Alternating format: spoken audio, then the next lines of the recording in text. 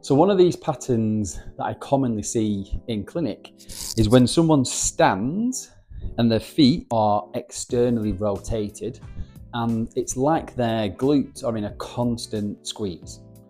So they stand and they are almost clenching just to stay upright.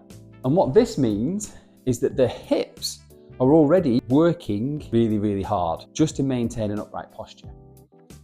It's not as simple as just turning the feet in, because what they tend to find then is that they still get the tension, but they roll onto the outside of the foot and ankle. So what happens is that they still find a way of tensing and squeezing the glutes in a belief that that's going to provide more stability and more security. However, what that does do is it keeps the hips fixed in one position, and then when they need to move, which requires rotation, it becomes quite the challenge to find movement forward and back. And it ends up placing the hip in this constantly externally rotated position with this stiffness. That means it can't bounce and dissipate force, can't change direction, it can't place in a different angle, it can't rotate one way and the other. And that puts the hip under constant pressure. For example, if you consider that the pelvis can move forwards and backwards in rotation, it can move up and down in a tilt, and it can also rotate in isolation.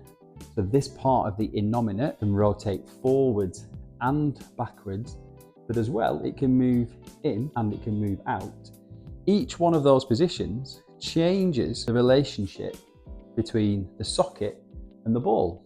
So already we've affected the position of the hip without necessarily moving the hip. Then when we consider that there are muscles and connective tissue that move between the pelvis and the rib cage, the pelvis and the lumbar spine, but also some of those continue the journey up, connect to the rib cage, the shoulder blade, and up to the shoulder. So you might have heard of the lats, the latissimus dorsi, that attaches to the anterior portion of the shoulder. So your shoulder position has a relationship with the pelvic position. So restriction and tightness in that area affects the position that the pelvis sits in, which affects the position that the hip sits in. Then when we start to look below, well, the femur is the upper half of the knee, the tibia being the lower half, so sometimes called the tibio-femoral joint. So if there's rotation in the foot and ankle, which is good, we'd like rotation here. It helps us dissipate forces, pronation, supination of the foot and ankle, dorsiflexion, plantar flexion. Then we have a relationship of rotation with the femur. But once again, we start to see that if we rotate the foot and ankle and the femur, we change the position of the hip.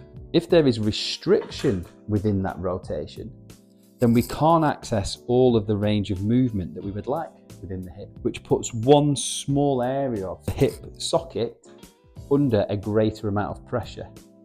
So if you imagine a restriction means we end up making contact with one area more often than another, whereas if we have more mobility in the whole segment, we can share that load around the whole surface area of the hip joint.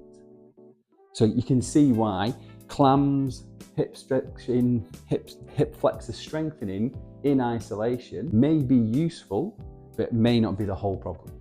So one of the key things I do with patients in clinic is I get them to spot how many times throughout the day is that glute just on when it doesn't really need to be.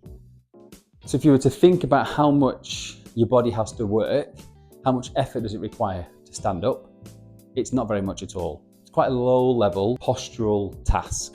You would then to check in with how hard is my glute working right now and think, actually that's working really quite hard. And ask the question, does it need to? And then release it, see what happens. The glute needs to be able to contract and relax in order to function more optimally. So strengthening it or stretching it alone won't teach it to do that.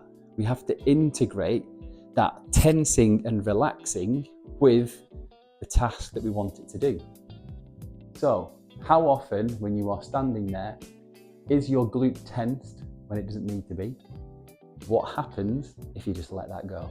So this is why good rehabilitation is not just about adding more exercises in isolation to the area that is already painful.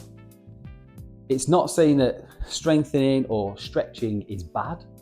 However, it is better if it is part of a wider rehabilitation process that is understanding why that body part is under pressure in the first place, and then teaching how to move better so that the whole body can optimize load within the whole system.